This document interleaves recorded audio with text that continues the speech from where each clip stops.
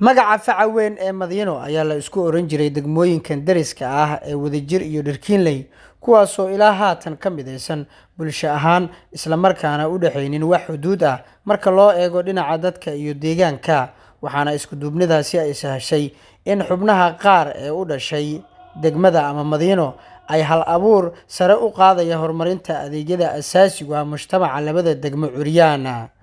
Cabdifataax Cifow waa mulkiilaha iyo aasaasaha Cifow Stadium, kaasoo laga hirgeliyay bartamaha labada degmo si loo helo isdhexgal bulsho joogto ahna ku sameeyay qalabeyn iyo dib u habeyn casri ah, wuxuuna noqonayaa mid ka mid ah garoomada salaxa ugu baaxadda weyn ee ay ku tashtaan ciyaartooyda Dherkinley iyo Wadajir.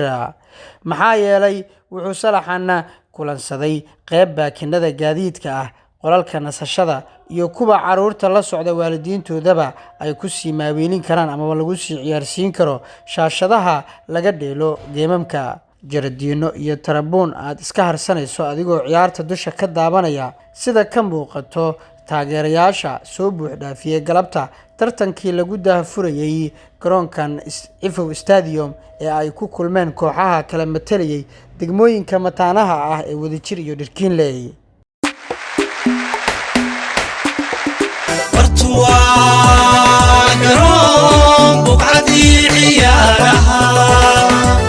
barbaartii la soo xulay tartan loogu baaqay bulshaya khayragiyo dumar bilaabo sarakaca sacab badan ha loo tumo sacab badan ha loo tumo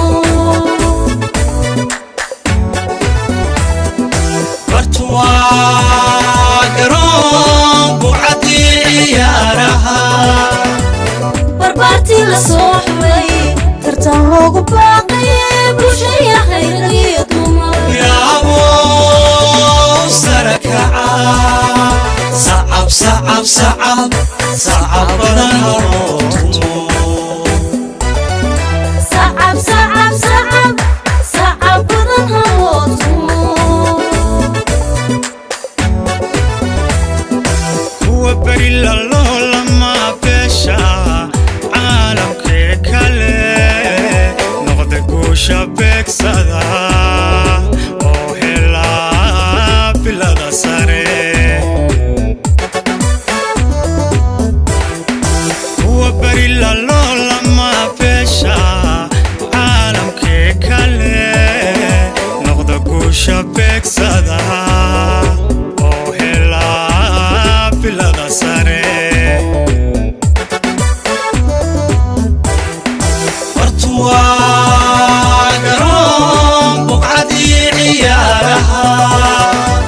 barbaartii la soo xulay tartan loogu baaqay bulshaya khayragiyo dumar bilaabo sarakaca sacab badan ha loo tumo sacab badan ha loo tumo burjigiyo karaamadooyay noqon barkumataan buqiyo xanaaqadii iyo ciyaarta kaa burin burjigiyo karaamadooyay noqon barkumataan buqiyo xanaaqadii iyo ciyaarta kaa burin isbahaysi beel iyo boog hore ciyaaraha dadka kaga bogsoodayo bulshadii mid weeyaan. isbahaysi beel iyo boog hore ciyaaraha dadka kaga bogsoodayo Cali Cumar Nuur Cali Afaaro, xogayihii hore ee isboortiga gobolka Banaadir, ayaa horkacayay madaxdii ka soo qayb gashay furitaanka salaxa cusub ee Cifow Stadium ee ka socda ciyaartooyda ama madaxda isboortiga ee gobolka Banaadir, isagoona bogaadiyay Cali Afaaro ammaanna u jeediyey cid kastoo hantideeda u huraysa danta guud loogana dayan doono ayuu yidhi Cabdifataax Cifow tallaabada uu qaaday ee horumarka u leh degmooyinka Dharkiinle iyo Wadajir. waxaan maanta maasha Allah u hambaleynayaa garoonkan qiimaha badan Cifow Stadium oo garoon aad u qurux badan oo dayactir dib loo sameeyey garoonkaas oo ah garoon aad u qurux badan garoonkaas furitaankiisa waxaan ku casuunay laba degmo mataanaha ah Wadajir iyo Dharkiinle oo maasha Allah hadda ciyaartooda socota marka alxamdulillah isboortiga maalmaha ka soo fiicnaanaya gudoomiye Cifowna waxaan u hambaleynayaa sida uga fikiraya isboortiga degmada Wadajir Dharkiinle marka aad uga hambaleynayaa hambaliyo garoonkaas maanta oo noo furmay cusub wajh cusub sanad cusub anagu noo yahay maanta marka alxamdulillah marka ilaaha noo gargaaray in garoonkan maanta aan ku kulano waxaan dareemayaa Cifow ninka lajannadii hore xaafadda ayuu ahaa isboort wax ka fahansan waay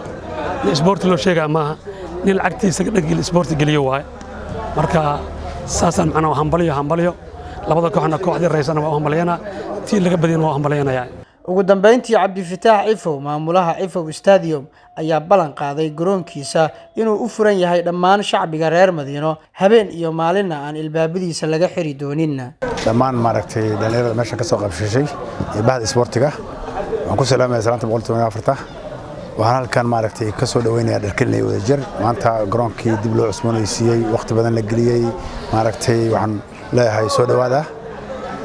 maanta waqti badan baan gelinay garoonka oo ujeediyeen maaragtay dhalinyarada waxaan leeyahay meeshan waa garoonka habeen maalin waa furan yahay maaragtay 24 hours saacada hirtoo dheeli kartaa. waa duwistii farsamadii codeyntii anigoo ah Maxamed Yuulka intaan warbixinta lamida kulmi doona asxaabay nabadgelyo.